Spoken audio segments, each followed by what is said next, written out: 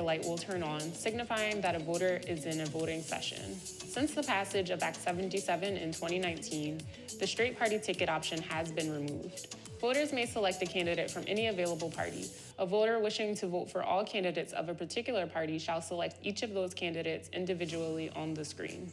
The voter will select their language preference and touch Start Voting in the lower right corner of the screen. The voter may mark their selections by touching anywhere inside the box around their choice. Voters are encouraged to touch the center of that box to maximize accuracy. Once a selection is made, their choice will be highlighted in green. If the voter touches the write-in box for a particular selection, the write-in screen will appear.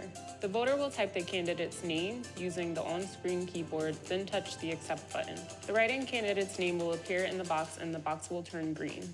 If the voter wishes to see the ballot questions in larger print or read the plain English statement relating to a ballot question, the voter can select the full text button on the screen. When the voter has finished reading the ballot question in plain English statement, the voter will touch Return to Ballot.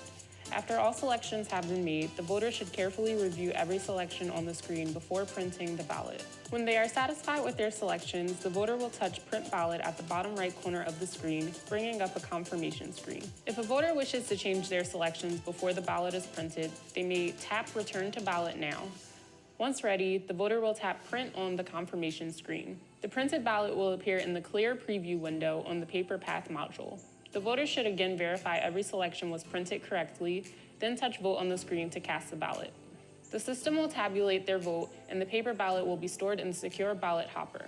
The screen will confirm that the vote has been cast by displaying a thank you message in the I voted picture for a few seconds before returning to the Ready to Vote screen for the next voter. Once a ballot has been printed, it cannot be altered. If a voter wishes to alter their selections after the ballot has printed, they must spoil their ballot before casting their vote. To do this, the voter must select Spoil Ballot on the Cast Ballot confirmation screen.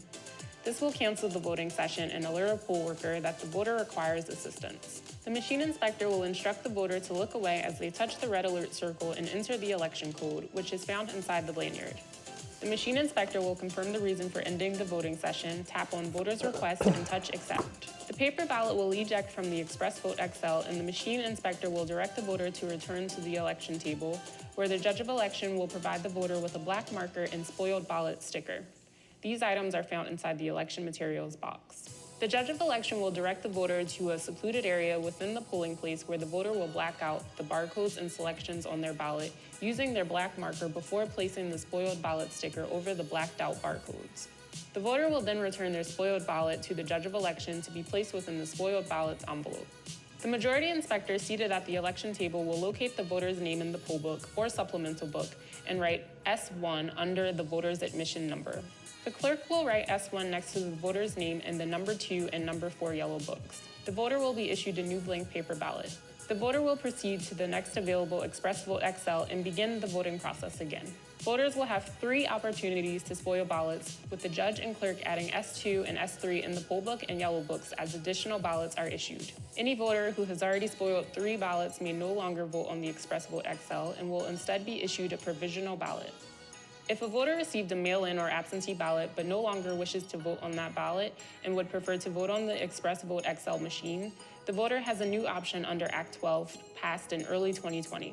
The voter must surrender their mail-in or absentee ballot along with their voter's declaration envelope to the judge of election. The voter must then sign an affirmation stating that they are surrendering their ballot materials and have not already voted in this election.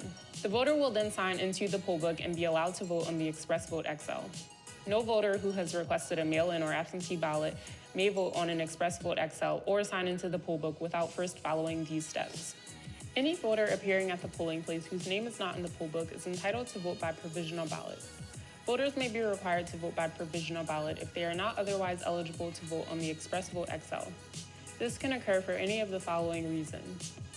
The voter's name cannot be found in the poll book or the supplemental book. The voter is required to provide ID but does not have valid ID. In primary elections only, a voter claiming the political party listed in the poll book is inaccurate. The voter applied for a mail-in or absentee ballot but is not surrendering their ballot and voter's declaration envelope. On rare occasions, voters in the following scenarios may also vote by provisional ballot. A voter's identity has been challenged, a person appearing with a court order, when there has been a court-ordered extension of polls closing time. A voter spoiled 3 ballots on the ExpressVote XL. 50% or more of the voting machines are not working, and voters are waiting to use the election machines.